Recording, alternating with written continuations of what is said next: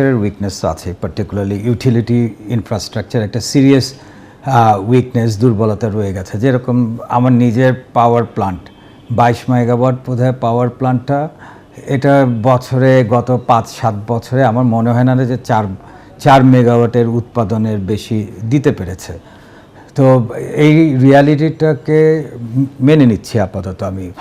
আমার থাকবে সরকারের প্রতি যে আপনি কি করে ইকোনমিতে অ্যাক্টিভিটি শুরু করাতে পারেন সেটা দেখেন। এখন মেগা প্রজেক্ট হবে না, এটা আমাদের জন্য খুব দুঃখের বিষয়, কিন্তু আরও কি করে আপনি আমার বাবা একটা কথা বলতো সবসময় যে টাকা ছাড়াই আমি ব্যবসা ঘুরিয়ে দিতে পারি।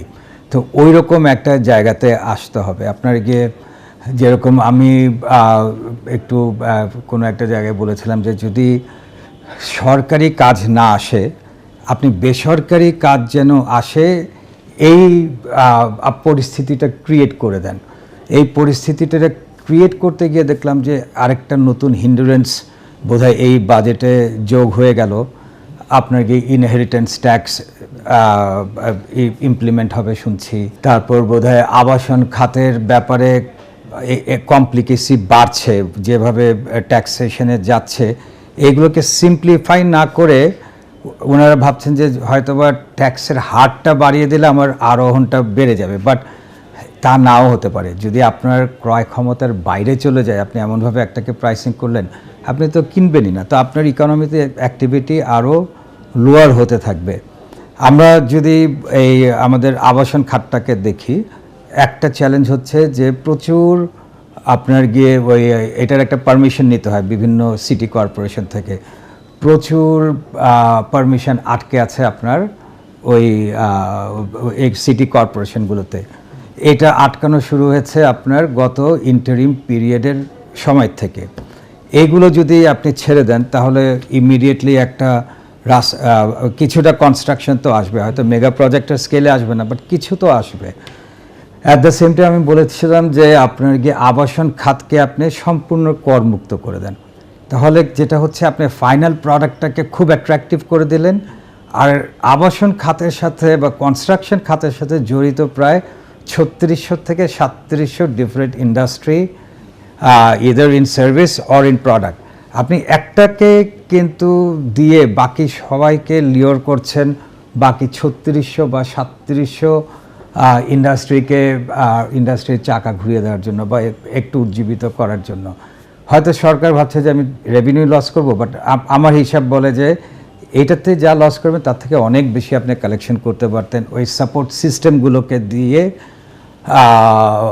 তাদেরকে উজ্জীবিত করে হয়তো বা এই জায়গাটাতে তো আমি বলবো যে এই নাম্বারসগুলোকে নিয়ে একটু আরও বেশি রিসার্চ করা, বিভিন্ন পারমিটেশন কম্বিনেশন করা, এটাতে বাড়ালে কি হতে পারে, এটাতে কমালে কি হতে পারে। আমরা যখন কোনো মাল নিয়ে আটকে যাই, আমাদেরকে একটু দামটা কমিয়ে দিয়ে মালটা বাজারে ছাড়তে হয়।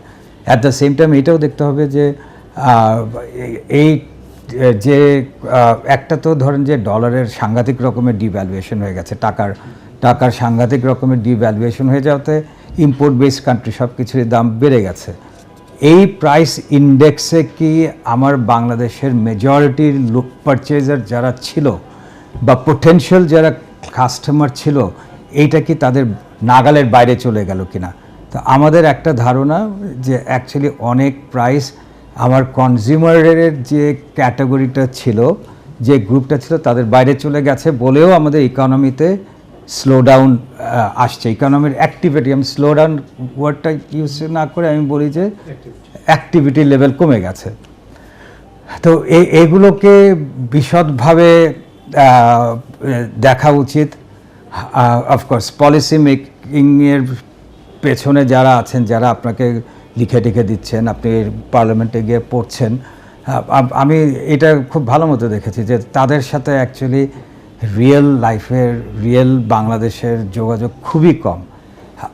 ওই আবারও একই কথা বলছি যে বিজনেসম্যানদের সাথে আলাপ করেই আমাকে যদি আমার স্টিল সেক্টর দিয়ে দেয়, আমি আমার স্টিল সেক্টর থেকে কিভাবে তাকে কত টাকা রেভিনিউ আদায় করে দিতে পারবো সেটা আমি বলে দিতে পারবো। এমন হতে পারে যে রেভিনিউ কমিয়ে দিয়ে আপনাকে আমি বেশি ইন টোটালিটিতে আমি আপনাকে রেভিনিউ আদায় করে দিতে পারবো। তো এগুলোতে এখন এই যে পিরিয়ডটা যাচ্ছে ওয়ার্ল্ড ওয়াইড, কিন্তু আপনি এই যুদ্ধ থেমে আবার যুদ্ধ শুরু হয়ে গেল, নেক্সট 5 বছর কিন্তু আমার মনে হয় না যে স্টেবিলিটি আসবে। আমি এভাবে সবসময় বলি যে যদি একটা মেশিন বন্ধ হয়ে যায়, 2, 3, 4, 5 মাস যদি বন্ধ থাকে, আপনি তারপরে কারেন্ট সুইচটাকে অন করলে এটা চলবে না, এটাকে চালু করতে আবার আপনার 2-4 মাস লাগবে, এটাকে স্টেবিলাইজ করতে 6-7 মাস 8 মাস লেগে যায়। তো আমাদের ইকোনমিটা ঠিক এই জায়গাটাতে আছে, এই জিনিসটা কেউ আমরা বুঝতে পারছি না। কালকের থেকে ইকোনমি ঘুরে দাঁড়াবে না, এটাকে ফেস করে নিতে হবে, ফেস করে নিয়ে আই উড থিঙ্ক যে 2-3 আমি খুব কম করে বললাম, 3 to 5 years লাগবে আমাকে 100%-এ নিয়ে আসতে, আমার ইন্ডাস্ট্রিকে 100%-এ নিয়ে আসতে।